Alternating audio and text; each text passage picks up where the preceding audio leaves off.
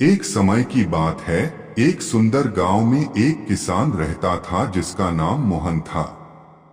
मोहन न केवल अपने खेतों में मेहनत करने के लिए जाना जाता था, बल्कि उसकी ईमानदारी और सत्यनिष्ठा के लिए भी प्रसिद्ध था। मोहन का एक पड़ोसी था, रमेश, जो बहुत ही चालाक और धोखेबाज था। रमेश हमेशा अपने स्वार्थ के लिए दूसरों को धोखा देता था। एक दिन रमेश ने सोचा कि अगर वह मोहन को फंसा सके तो उसके खेत भी हड़प सकता है। उसने एक योजना बनाई और गांव के सरपंच के पास गया। उसने सरपंच से कहा कि मोहन ने उसके खेत से सोना चुराया है। सरपंच ने दोनों बुलाया और पूछा, क्या यह सच है मोहन? मोहन ने साफ साफ कहा, नहीं सरपंच जी, मैंने कभी भी ऐसा नहीं किया। सरपंच ने तय किया कि सच्चाई का पता लगाने के लिए दोनों के खेतों की तलाशी ली जाएगी।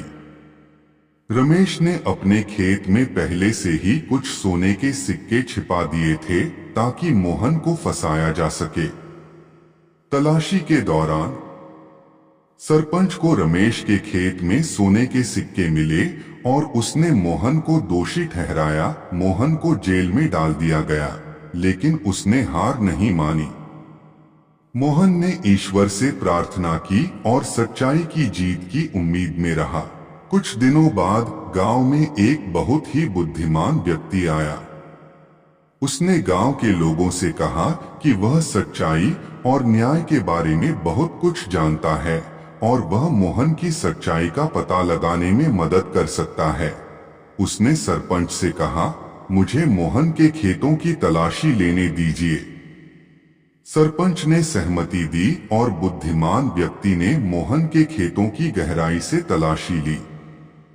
उसने पाया कि जमीन के नीचे एक पुराना बक्सा दबा हुआ था जिसमें बहुत सारे सोने के सिक्के थे।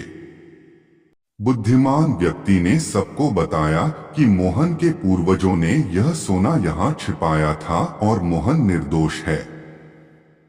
उसने रमेश की चालबाजी का भी पर्दाफाश किया और रमेश को सजा मिली। इस कहानी से हमें यह सीख मिलती है कि किसी का आप बुरा सोचोगे तो हमारे ही साथ बुरा होगा।